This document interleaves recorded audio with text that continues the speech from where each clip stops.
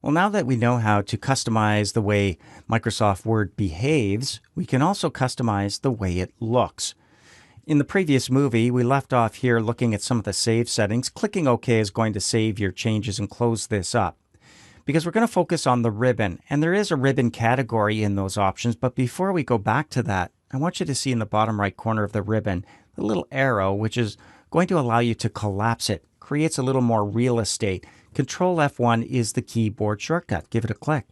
It disappears, but the tabs still appear across the top. So we could go back to the Home tab by clicking. It opens it up temporarily. When we go back to our document, it's collapsed. Now, if you prefer to have it up there all the time, go to any one of these tabs and click, and go down to the bottom right corner and click the push pin or use the same keyboard shortcut, Control F1. That locks it in, and now we can collapse it the next time we want to get rid of it. Let's go back to the Home tab. All right, so customizing the ribbon, which is broken up into several tabs, including the Developer tab that we turned on in an earlier movie. Within those tabs, we have different groups as well. Keep that in mind as we click File, Options to bring back the Word options, and this time go to Customize Ribbon. Now, because we're looking at the Home tab back here, you can see it's expanded over here on the right-hand side. So those are the tabs, and you can see the groups on the inside. Over here on the left, we're looking at a series of commands. They happen to be, by default, popular commands, the ones used most often here in Word. Click the drop-down, though, and if you wanted to see every possible command, you could choose All Commands. And now they're listed alphabetically, everything you can do here in Word. Click the drop-down again, and maybe focus in on just the commands that don't appear on the ribbon, or narrow it down to specific commands like macros, any command that's on the File tab in Backstage View, All tabs, etc. Let's go to commands not in the ribbon. And maybe there's a command here that we like to use on a regular basis and we'd like to see it on the ribbon. Well, you can't just go in here and select maybe calculate, for example. Let's say we do a lot of calculating in tables. And then we want to go over here to our main tabs, maybe not put it in the Home tab, but go to the Insert tab, expand it, go to the Tables group, and if we wanted to, add it to the Tables group. We can expand that group as well. You can see Add Table. There's no Calculate, so clicking Add might let us add it to one of these groups. But wait a second. They need to be added to custom groups. So we need to create a group within a tab before we can do this. So with Tables as the selected group, we can create a new group by clicking New Group.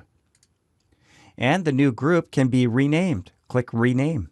Down below, you can see the display name. Let's give it a name. Calculations. And press Enter. There's our new tab. And now if we wanted to, with that selected, we could start adding things like Calculate. Clicking Add adds it, and you can see it appears down below. Again, we can select it, rename it if we wanted to, or leave the same name and change the icon. I'm going to go with the X. Well, that kind of looks like a close button. So you get the idea. There are a lot of different symbols you can choose from. I'm going to click Cancel and just accept the default. And if I wanted to add some more, all I have to do is select them and add them. But we can also add our own new tabs altogether. Let's collapse the Insert tab. And let's say we want it after the Home tab. We'll go down to New tab, give it a click. A new tab is created with a brand new custom group. Let's choose New tab and rename. We could call it by our name, maybe our most popular commands, the ones we use. I'm going to type in David's.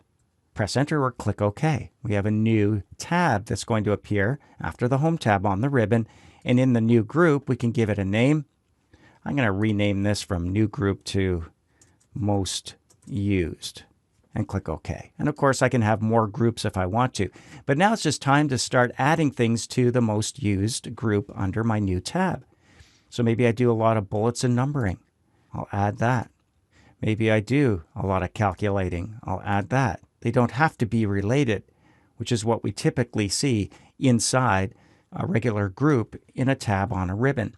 Let's go to Clear Formats. That's one we use quite often, perhaps. And as we scroll down, you can see there's quite a long list of commands that do not typically appear in the ribbon that we might want to add. All right, let's just click OK to see what we have so far. check out my ribbon. There's the Home tab, then David's. And there's a most used group. And you can see bullets and numbering, calculate, clear formats. And I can add as many as I want to this group and add as many groups as I need. Now we can always go back and change this too. Let's go back to File, Options. And you realize you don't need that anymore. Go to Customize Ribbon. And I'm going to make sure it's my tab that's selected that I'm going to remove. Click the Remove button to remove entire tabs, groups, or individual commands. Whatever's selected is going to be removed. If I go back to Insert and expand it and go to the Tables group, that's the way it was always. I couldn't change that, but calculations is something I added. I can remove that. You can see the difference. Anything you add has custom in brackets. Everything else is standard. There we go. Click OK to save those changes, and that's how you customize your ribbon.